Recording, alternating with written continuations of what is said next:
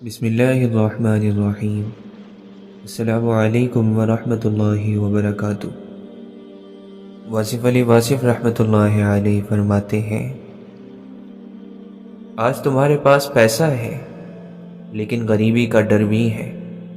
کل تک تم غریب تھے، تمہیں ڈر نہیں تھا۔ تم نے کبھی سوچا یہ سب کیا ہے؟ دولت جمع کرنے والا، اسے گننے والا، اس سے محبت کرنے والا کبھی سکھی نہیں ہوتا۔ دولت کی آرزو میں غریبی کا ڈر ہے۔ غریب کو غریب ہونے کا ڈر نہیں ہوتا، اس کو امید ہوتی ہے کہ کبھی بھلے دن آئیں گے۔ امیر آدمی کو ڈر ہوتا ہے کہ کبھی برے دن نہ آ جائیں۔ تمہارے بزرگوں کے پاس پیسہ کم تھا، سکون زیادہ تھا۔ تمہارے پاس پیسہ زیادہ ہے، سکون نہیں ہے۔ شاید سکون امیر ہونے کی آرزو سے نجات پانے ہی میں ملتا ہے۔ تم نے اس بات کو اچھی طرح سمجھ لیا ہوگا کہ دولت کبھی کسی کو سکون نہیں دیتی۔ دولت کا فائدہ ہی پیسے خرچ کرنے میں ہے، اور خرچ کرنے سے یہ کم ہو جاتی ہے۔ گویا دولت کا فائدہ ہی اس کے کم ہونے میں ہے۔ دولت جمع رہے تو اس کا فائدہ ہی نہیں ہے۔ دولت مند کنجوس اور بخیل ہو جاتا ہے۔ وہ دراصل کسی اور کے مال کی حفاظت پر مامور ہے، اور یہ مال اس کے ملنے والوں کی وراثت ہے۔ دولت کی تمنا، اس کو حاصل کرنا، اس کا جمع کرنا، سب فکر کی وجہ بن جاتا ہے۔ یہ ضروری نہیں کہ غریب سکون میں ہو، لیکن یہ ضروری ہے کہ دولت مند سکون سے محروم ہوگا۔ اے دوست، اپنی کمائی، جائز کمائی یا ناجائز کمائی، محروم انسانوں تک پہنچا کر اپنے لیے سکون کا اہتمام کرو۔ اگر تمنا حاصل سے زیادہ ہو تو بے چینی پیدا ہوگی، انتشار ہوگا، اور اگر حاصل تمنا سے زیادہ ہو تو سکون کی وجہ بنے گا۔ کم آرزو والے انسان مطمئن رہتے ہیں۔ تم محبت بھی کرتے ہو، انسانوں سے نہیں، چیزوں سے۔ تمہیں ہر چیز کا زیادہ ہونا عزیز ہے۔ تم آلائش سے، آرائش سے، آسائش سے، زیبائش سے اور نمائش سے محبت کرتے ہو۔ تم فطری جذبات سے محروم ہو چکے ہو۔ تم اپنے مکان کو ہی سجاتے رہتے ہو، اس میں فانوس روشن کرتے ہو، اس میں چراغاں کرتے ہو، مگر تمہارے دل کی دنیا میں چراغاں نہیں ہے۔ مکان جگمگا رہے ہیں اور دل بجھے ہوئے۔ باہر کا چراغاں دل کا اندھیرا دور نہیں کر سکتا۔ یہ روشنیاں کیا ہیں جبکہ اتنا اندھیرا ہے؟ یہ محفلیں کیا ہیں جبکہ روح کے اندر تنہائی چیختی رہتی ہے؟ یہ انتشار کیا ہے؟ سب الگ ہیں، بکھرے ہوئے ہیں۔ ایک دوسرے کے پاس رہنے والے ایک دوسرے کو نہیں جانتے۔ یہ کیا بات ہے؟ کیا کوئی کسی کو نہیں جانتا؟ کیا کوئی کسی کے دل کے قریب نہیں؟ کیا کوئی کسی کے اندر نہیں جھانکتا؟ کیا سارے ہی سب سے اجنبی ہیں؟ کیا سارے اپنے آپ سے بیگانے ہیں؟ کیا انجمن صرف تنہائیوں کا میلہ ہے؟ کہو کہ شور میں سسکیاں نہیں سنتا؟ کیا ہنستے ہوئے چہرے سب نقلی ہیں، سب لبادے ہیں؟ دوست، تم کون سی دنیا میں رہتے ہو جہاں بھیڑ ہے اور تنہائی ہے، جہاں آرزوؤں کے طوفان میں لوگ ایک دوسرے سے بچھڑ گئے ہیں؟ کیا سب لوگ سب کی تلاش میں ہیں؟ کیا کوئی کسی کی تلاش میں نہیں؟ تم کس فکر میں سرگردہ ہو؟ تم ہر وقت مصروف کیوں ہو؟ تمہیں کیا ہو گیا؟ تمہارے پاس وقت نہیں؟ کیا تم نے زندگی بیچ دی ہے اور اب تمہارے پاس اس سے حاصل ہونے والا مال خرچ کرنے کا وقت بھی نہیں ہے؟ تم نے مکان بنا لیا اور اس میں رہنے کا وقت نہیں تمہارے پاس۔ تم نے خوشی حاصل کرنے کے لیے دل بیچ دیا، اب خوشی کیسے محسوس کرو گے؟ تمہارے پاس آسانیاں ہیں لیکن دل ہی نہیں۔ تم مشین بن گئے ہو، ہر وقت مصروف، جذبوں سے خالی، غم اور خوشی سے لا تعلق، سب سے بیگانے، اپنے آپ سے بھی بیگانے، یہ کیا بکھراؤ ہے، یہ کس جرم کی سزا ہے۔ بے کیف زندگی، بے جان حرکتیں، بے سمت سفر، بے معنی تگو دو، بے نام منزلیں، بے امام مسافرت، بے حضور دل، بے نور دیدے، بے شعور الجھنیں، بے سبب اندیشے، بے وجہ دھڑکنیں، بے نصیب کوششیں اور بے لگام وحشتیں۔ یہ دنیا کہاں جا رہی ہے، کچھ تم ہی بتاؤ۔ یہ سب لوگ کہاں سے آ رہے ہیں، کدھر کو جا رہے ہیں۔ آوازیں ہی آوازیں ہیں اور کچھ سنائی نہیں دیتا، بھیڑ ہی بھیڑ ہے اور کچھ دکھائی نہیں دیتا۔ آنا اور جانا، جانا اور آنا، یہ سب کیوں ہے؟ انسان کماتا ہے تاکہ زندہ رہے، اور زندہ رہتا ہے تاکہ کماتا رہے۔ یہ کیا ہے؟ تم اس جہان رنگ و بو میں کیسے گزر رہے ہو؟ تم نے شاید سوچنا چھوڑ دیا۔ اچھا کیا۔ سوچنا بہت بڑی بیماری ہے، ایسی بیماری جس کا علاج نہیں ہے۔ سوچنے والے کو کبھی رات کو سورج نظر آتا ہے، کبھی دن کو تارے نظر آتے ہیں۔ وہ ہر چیز کو ایک نئے زاویے سے دیکھتا ہے۔ سوچنے والا الفاظ کے معنی ہی نہیں، معنی کے چہرے بھی دیکھتا ہے، اور پھر ان چہروں سے محو کلام ہوتا ہے۔ چہرے کے معنی اور معنی کے چہرے عجب بات ہے، لیکن یہ کوئی بات نہیں۔ سوچنے والوں کی دنیا دنیا والوں کی سوچ سے الگ ہے۔ سوچنا اور ہر وقت سوچنا ہلاکت ہے۔ تم نے اچھا کیا کہ تم سوچ سے نکل گئے۔ اب تم عمل ہی عمل ہو، بے وجہ اور بے نتیجہ عمل، لیکن تم مصروف ہو۔ شاید تم مصروف رہنے کو کامیابی سمجھتے ہو۔ مصروف، ہر وقت مصروف، مشین کی طرح، دریا کی طرح، چوٹی کی طرح، آسمان کی گردش اور گردش حالات کی طرح۔ تم سوچ میں وقت ضائع نہیں کر سکتے، کیونکہ وقت قیمتی ہے اور اس کی قیمت تم وصول کر چکے ہو۔ تمہیں حرکت دینے والی طاقت کا نام ضرورت ہے، اور ضرورت کا پجاری کثرت پرست ہوتا ہے۔ زیادہ کے پجاری کو سوچ، تدبر اور فکر مل ہی نہیں سکتے۔ تم جس دنیا میں ہو اس میں وہی کچھ ہے جو ہے، لیکن کبھی کبھی جب ضرورت ساتھ چھوڑ دے اور عمل کی قدرت نہ رہے تو اس بات پر غور کرنا کہ یہ سب کس لیے۔ اگر یہ سب کچھ اس لیے اکٹھا کیا ہے کہ اسے چھوڑ دیا جائے تو اکٹھا کرنے کا فائدہ کیا ہے؟ اور یہ ممکن ہی نہیں کہ اسے نہ چھوڑا جائے۔ یہ عجیب بات ہے کہ محنت کی عادت قائم رہے بھی تو انسان کی طاقت کم ہونا شروع ہو جاتی ہے۔ اس کا سفر جاری رہتا ہے لیکن سفر کی رفتار کم ہو جاتی ہے۔ آنکھیں محفوظ رہتی ہیں لیکن بینائی غیر محفوظ ہے۔ اس کا آنگن پھولوں سے بھرا ہوتا ہے لیکن وہ رنگوں اور خوشبوؤں کے چھونے سے، ان کے لطف سے دور ہو جاتا ہے، بھول جاتا ہے۔ اس کے دسترخوان کشادہ ہوتے جاتے ہیں لیکن اس کا ذائقہ ختم ہو چکا ہوتا ہے۔ وہ زندگی بھر کتابیں اکٹھی کرتا ہے کہ کبھی فرصت ملی تو پڑھیں گے، لیکن جب لائبریری مکمل ہو جاتی ہے تو زندگی بھی مکمل ہو جاتی ہے، اور اس طرح کتابوں کا مالک ہونے کے باوجود کتابوں سے ناآشنا ہی رہتا ہے۔ ہمدم، زندگی بڑی طویل ہے لیکن زندگی بڑی مختصر بھی ہے۔ نہ گزرے تو ایک لمحہ نہیں گزر سکتا، صدیوں تک ایک لمحہ نہیں گزرتا، اور اگر گزرنے لگے تو صدیاں ایک لمحے میں سمٹ کر گزر جاتی ہیں۔ اسی طرح جس طرح جدائی کا لمحہ اور وصال کی صدیاں۔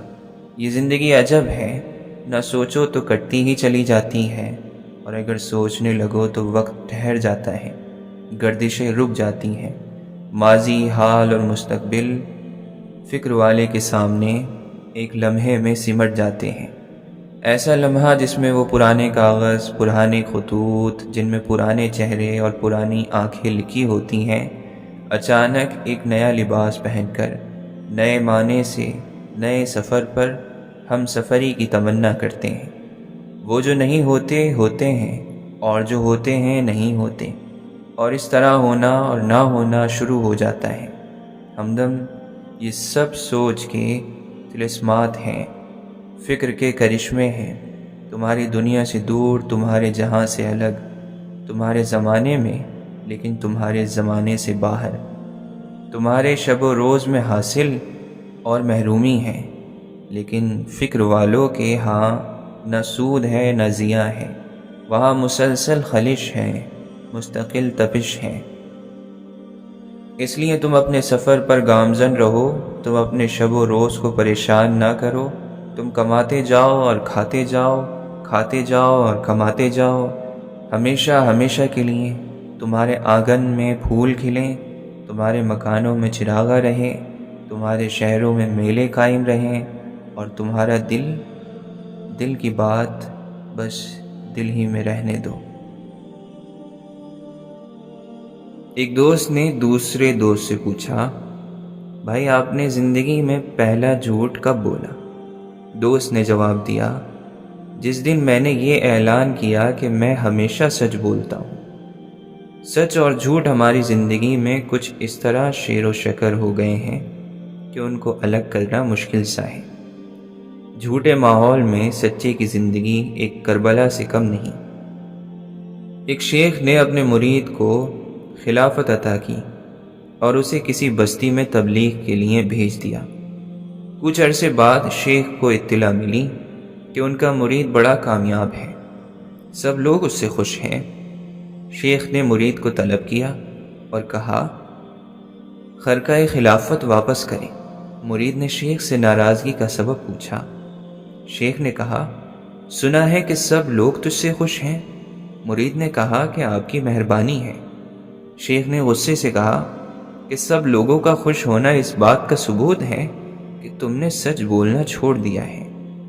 سچ اور جھوٹ کی شناخت ہر انسان کو ایک سی میسر نہیں ہوتی۔ ایسا ممکن ہے کہ دو انسان اپنی اپنی سچائی کے زوم میں ایک دوسرے سے دست و گریباں ہوں۔ ایک انسان کا انداز فکر دوسرے انسان کے انداز فکر کے برابر نہیں ہوتا۔ شعور اور ترجیحات کا فرق ہی صداقت کے بیان میں فرق پیدا کر دیتا ہے۔ شبنم کے قطرے صبح کی مسکراہٹ بھی ہیں اور رات کے آنسو بھی۔ نظر کا انداز بدل جائے تو نظارہ بدل جاتا ہے۔ ہم اپنے بچوں کو سچ بولنے کی تلقین کرتے ہیں۔ ہم انہیں کہانیاں سناتے ہیں، پریوں کی کہانیاں، جنات کی، شہزادوں کی، بادشاہوں کی کہانیاں، اور یہ سب کہانیاں جھوٹ ہیں۔ بچے صداقت کا مفہوم کیا سمجھیں گے؟ اسی طرح ایک بچہ نابالغ ہونے کے ناطے اور بھی کئی صداقتیں سمجھنے سے قاصر ہیں۔ ہمارا افسانہ، ہمارا ڈرامہ، سفر نامہ، انشائیہ، غنائیہ، تخلیقی صداقت تو ضرور ہیں، لیکن عین صداقت ناممکن ہے، نامدعا۔ دراصل سچائی بیان کرنے والے کے ساتھ اپنا رنگ بدلتی رہتی ہے۔ کوئی جھوٹا آدمی سچ بولنے لگے تو سمجھ لینا چاہیے کہ سچ خطرے میں ہے۔ سچ وہی ہے جو سچے کی زبان سے نکلے۔ سچے انسان کا جھوٹ مصلحت پر مبنی ہو سکتا ہے، لیکن جھوٹے انسان کا سچ منافقت کے علاوہ کچھ نہیں ہو سکتا۔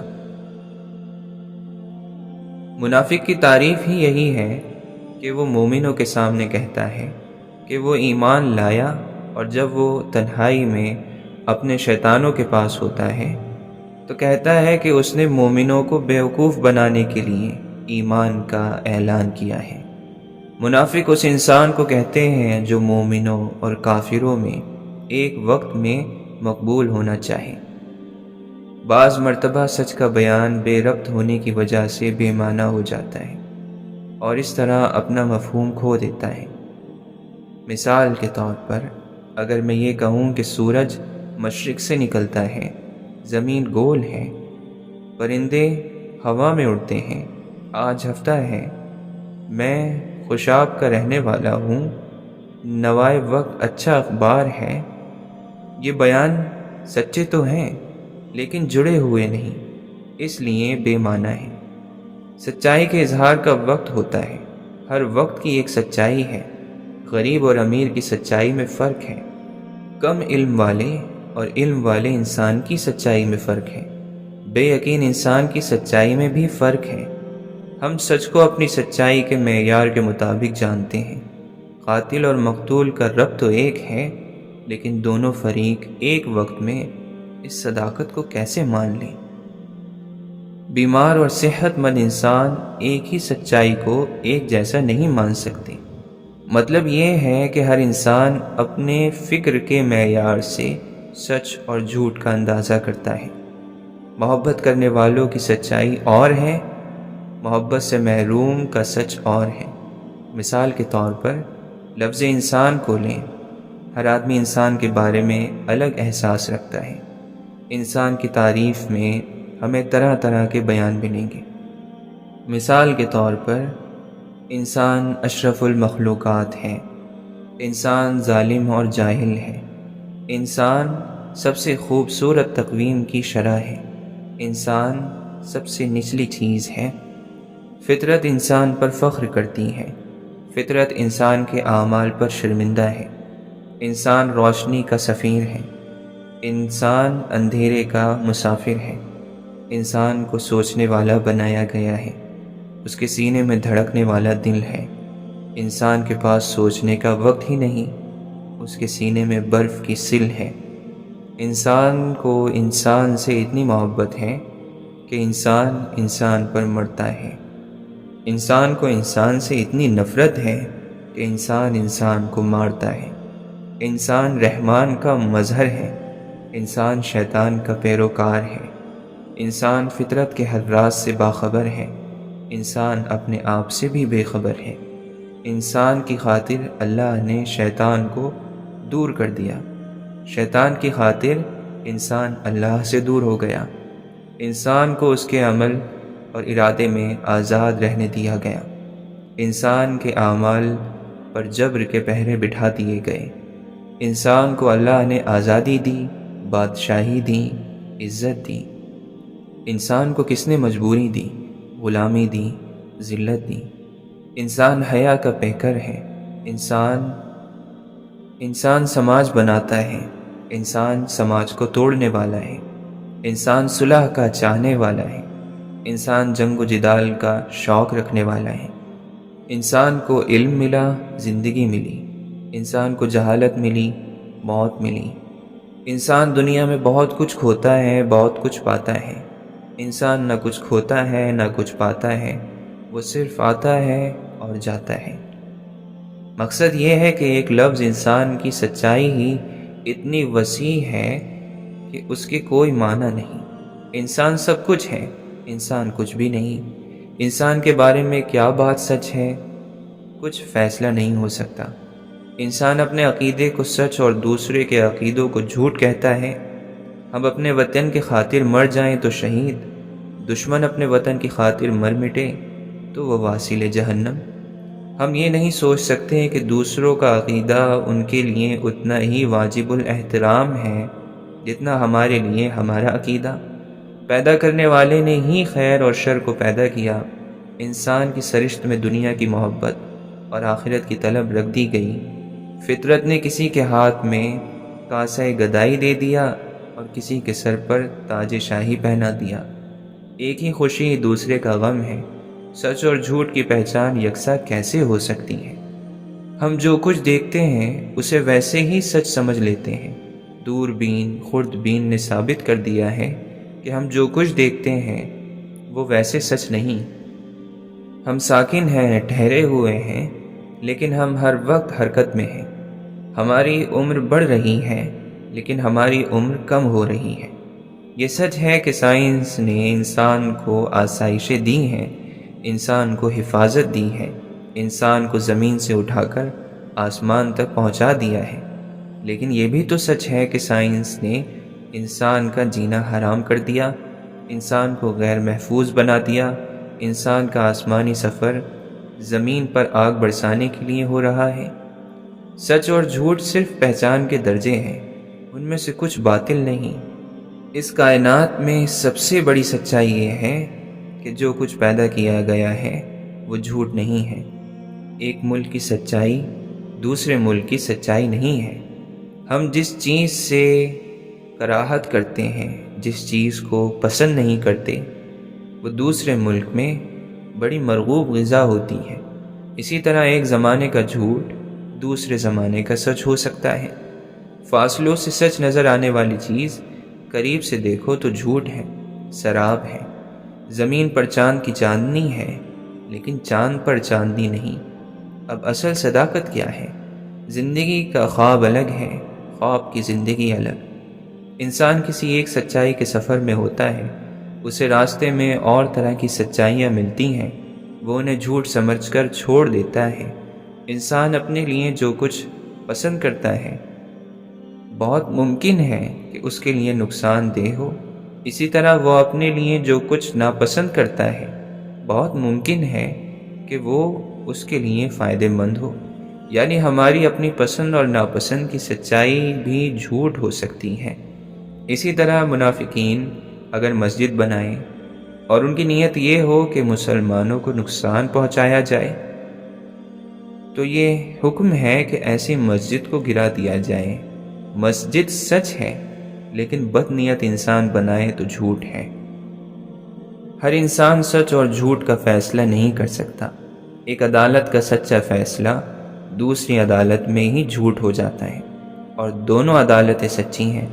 سچ اور جھوٹ کی پہچان اس لیے ناممکن ہے کہ سچ اور جھوٹ کا تعلق عقیدے سے ہے، قبول کرنے سے ہے، اس میں تحقیق کا پہلو کم ہے۔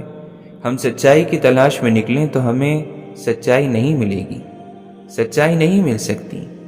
زیادہ سے زیادہ ہم صرف سچے انسان تک پہنچ سکتے ہیں۔ ہم جس انسان کو سچا مان لیں، اس کا فرمایا ہوا ہر لفظ سچ ہے، سچے کا فرمان سچ ہے۔ سچے کو ماننے کے لیے ہمیں خود سچائی کا راستہ اختیار کرنا ہے۔ سچے کو ماننے والا سچا ہی تو ہوگا۔ صادق کی ہر بات صداقت ہے۔ اسی سچائی کے حوالے سے ہی کائنات کی سچائی یا ہستی کی سچائی کی پہچان ممکن ہے۔ اگر سچے کا حوالہ نہ ہو تو سچ اور جھوٹ کے الفاظ اپنی اہمیت کھو بیٹھتے ہیں۔ ہم نے سچے دل سے سچے کی ہر بات کو سچ مان کر زندگی کا شعور حاصل کرنا ہے۔ سچے تک رسائی ہی اصل سچائی ہے۔ سچا مل گیا تو سب سچائیاں مل گئیں۔ سچے کے مخالف راستے میں جھوٹ ہے، جہل ہے، بلکہ ابو جہل ہے۔ سچے کے فرمان میں اپنی سچائیاں اور اپنی وضاحتیں شامل کرنے سے سچ میں دراڑیں پڑ جاتی ہیں۔ صادق یعنی سچا الہام بولتا ہے، ہم ابہام بولتے ہیں۔ قرآن اللہ کا کلام ہے، سچ ہے، حق ہے۔ تفسیر انسان کی وضاحت ہے، ممکن ہے سچ نہ ہو۔ الہامی کتاب کی تفسیر صاحب الہام ہی لکھ سکتا ہے۔ سچ کو سچ ہی رہنے دیا جائے، اسے کوئی اور لباس نہ پہنایا جائے۔